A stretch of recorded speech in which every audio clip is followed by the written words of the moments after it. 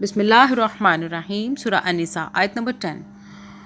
Indeed, those who devour the property of orphans unjustly are only consuming into their bellies fire, and they will be burned in a blaze hellfire.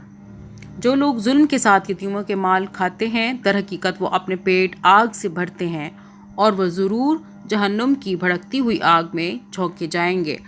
حدیث میں آیا ہے کہ جنگ احد کے بعد حضرت سعد بن ربیع رضی اللہ تعالیٰ عنہ کی بیوی اپنی 2 بچیوں کو لیے ہوئے نبی صلی اللہ علیہ وآلہ وسلم کی خدمت میں حاضر ہوئیں اور انہوں نے عرض کیا کہ یا رسول اللہ، یہ سعد رضی اللہ تعالیٰ عنہ کی بچیاں ہیں جو آپ صلی اللہ علیہ وآلہ وسلم کے ساتھ احد میں شہید ہوئے ہیں۔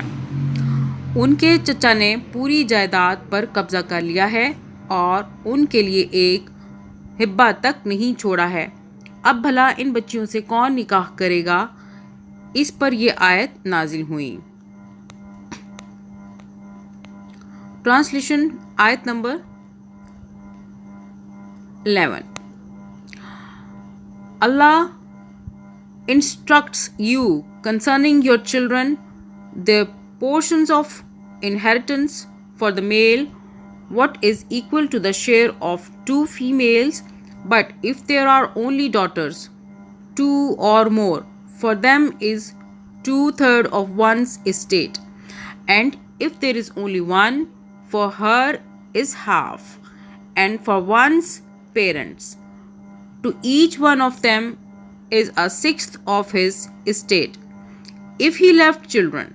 But if he had no children and the parents alone inherit from him, then for his mother is 1/3, and if he had brothers and or sisters, for his mother is 1/6, after any bequest he may have made or debt. Your parents or your children, you know not which of them are nearest to you in benefit. These shares are an obligation imposed by Allah. Indeed, Allah is ever knowing and wise.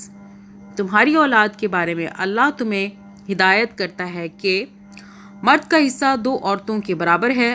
اگر میت کی وارث 2 سے زائد لڑکیاں ہوں تو انہیں ترکے کا 2/3 دیا جائے، اور اگر ایک ہی لڑکی وارث ہو تو آدھا ترکہ اس کا ہے۔